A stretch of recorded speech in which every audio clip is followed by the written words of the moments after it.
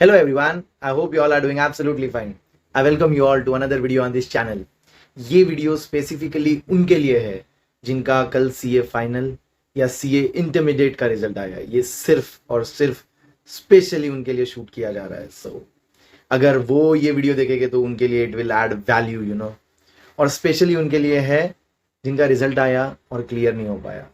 तो सबसे पहले उनसे बात कर लेते हैं जिनका क्लियर हो गया। Many many many congratulations for getting this crazy tag with you. Undoubtedly, it's going to be a moment which you will cherish for all your life. मेरा भाई भी सीए बना and I'm very proud, very happy about it. Have fun, enjoy this moment. किसी किसी को अब तक process भी नहीं हो पा रहा होगा तो take your time, allow it and just party hard and बस एंजॉय करो यार। इतना ही बोलना है तुमसे फिर कहीं बाद में बात कर लेंगे। तुम्हारे पास इस समय तो बात करने के लिए बहुत सारे लोग होंगे। मैं उनसे बात करना चाहता हूं जिनका क्लियर नहीं हुआ।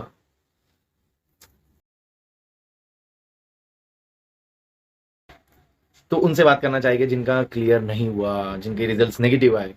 उनसे बात करना मेरे लिए बहुत ज़्यादा इंपॉर्टेंट है। तो सबसे पहले मैं अपने बारे में कुछ बता देता हूँ, वरना आधे लोग तो यही से ही बंद करके वीडियो चले जाएंगे कि हम तुम्हारी क्यों सुने या तुम्हारे कोई भी वर्ड्स की वैल्यू क्यों हो। सो मैं 10 जनवरी 2023, आज से ठीक 1 साल पहले चार्टर्ड अकाउंटेंट बना था।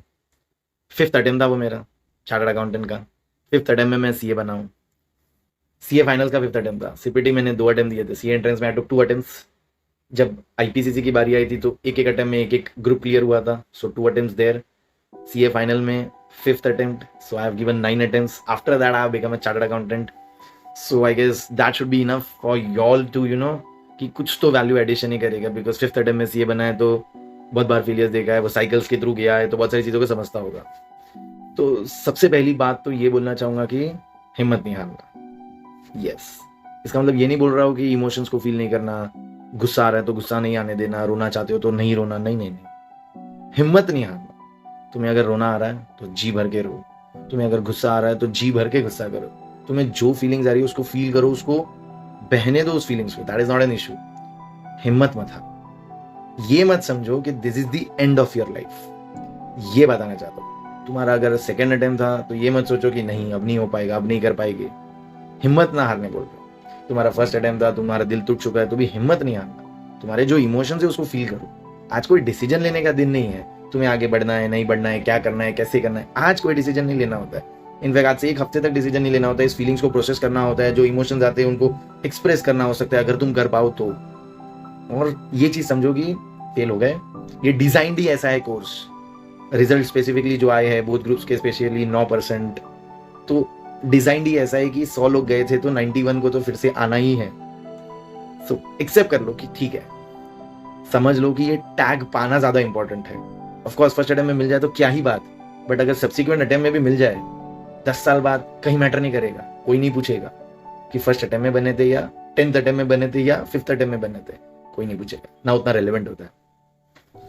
तो सबसे पहला मैसेज उनके लिए, बहुत सारे लोग ऐसे हो गए जिन्होंने तो पढ़ाई की ही नहीं थी अच्छे से।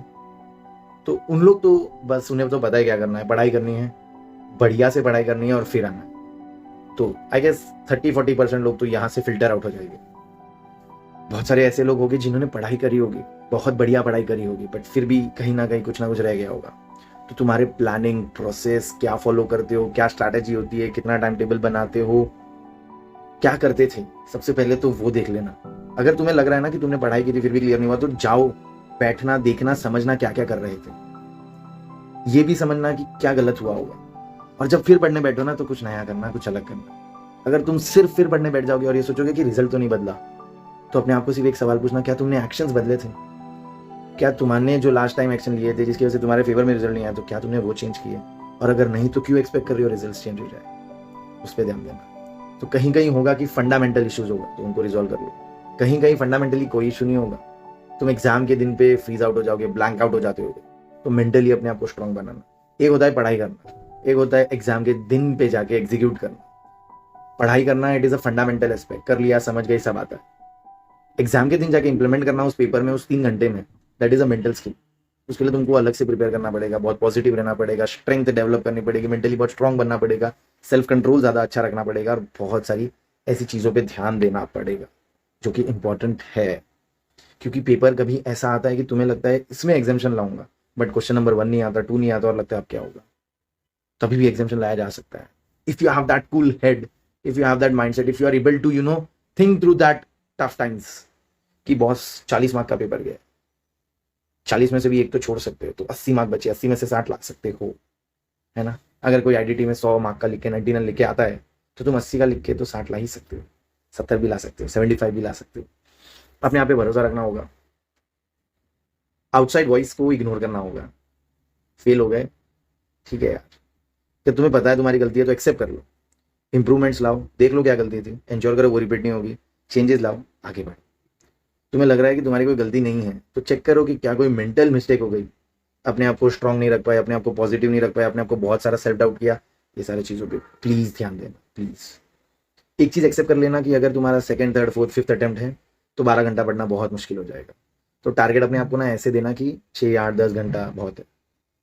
क्योंकि क्या होता है ना, सबसे बड़ा पता है सबसे बड़ा चैलेंज क्या है, हमारी जो स्टडी टाइम होती है, हम उसमें अपने आप को टारगेट कभी देते 10, कभी देते 12, कभी देते 8, टारगेट एग्जीक्यूट नहीं होता है, अपने आप को रोज बीटअप करते रहते हैं कि तू आज भी नहीं पढ़ पाया, कल भी नहीं पढ़ पाया, परसों भी नहीं पढ़ पाया, और ऐसे में पूरी स्टडी लीव खत्म हो जाती है। तो ऐसे नहीं करना, ये गेम चेंजर हो सकता है।